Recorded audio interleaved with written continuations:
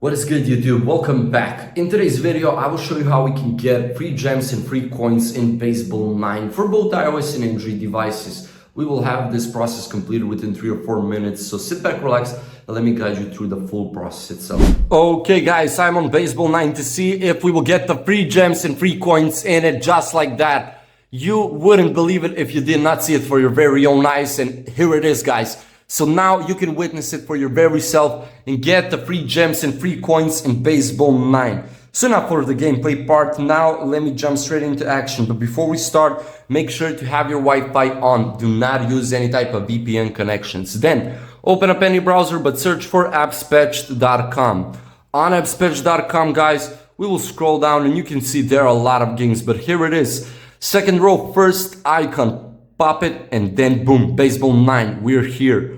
Enter your username, select the platform that you're on and go all in with both free gems and free coins. So you can just select the maximum amounts because why not? They have currently 150 active users, 149 and me, of course. So after you see this tutorial, just go all in, guys, and hurry up and get them. We will continue to verification and we have a step-by-step tutorial for this last step. So it is recommended to watch it, but your boy will still guide you through it. So you will have two options. You will have a faster way and also not too fast, but still fast enough, guys. So fast enough will be to download two apps from the official App Store Google Play Store.